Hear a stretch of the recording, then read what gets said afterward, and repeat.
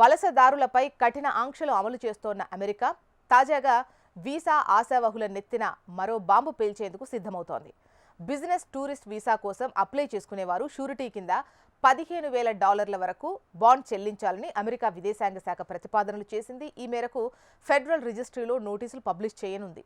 12 నెలల pilot programme కింద ఈ కొత్త నిబంధన తీసుకురానున్నట్లు విదేశాంగ శాఖ తెలిపింది. B1, B2 వీసాలపై ఈ నిబంధనను తీసుకురానున్నారు.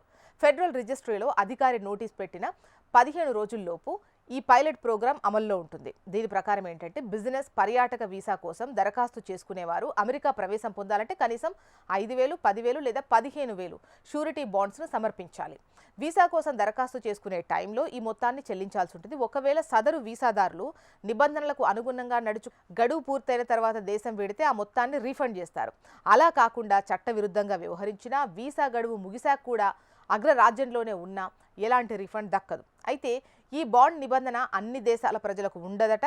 షూరిటీ వర్తించే దేశాల జాబితాను అమెరికా విదేశాంగ శాఖ త్వరలో ప్రకటించబోతోంది. 90 రోజుల బిజినెస్ పర్యాటక ప్రయాణాల కోసం తీసుకొచ్చిన వీసా ప్రోగ్రాంలో ఉన్న దేశాలకు ఈ బాండ్ వర్తించబోతుంది అని చెప్పేసి సంబంధిత అధికారులు అంటున్నారు. ఈ ప్రోగ్రాంలో మొత్తం 42 దేశాలున్నాయి. అందులో మెజారిటీ ఐరోపా దేశాలున్నాయి.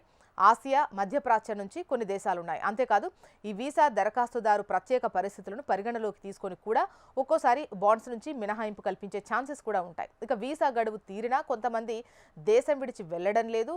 వారి వల్ల దేశ భద్రతకు ముప్పు పొంచి ఉన్న నేపథ్యంలో ఈ మార్పులు తీసుకొస్తున్నట్లు ట్రంప్ యంత్రాంగం చెబుతోంది. అయితే గతంలో ట్రంప్ తొలిసారి అధ్యక్షుడైనప్పుడు ఆ టైంలో ఈ తరహా పైలట్ ప్రాజెక్టును తీసుకొచ్చారు. 2020 నవంబర్లో వీసాలకు బాండ్ల నిబంధన ప్రకటించారు. అయితే కోవిడ్ మహమ్మారి కారణంగా అప్పుడు ప్రపంచవ్యాప్తంగా ప్రయాణాలు నిలిచిపోవడంతో ఈ నిబంధన పూర్తి స్థాయిలో అమలు కాలేదు.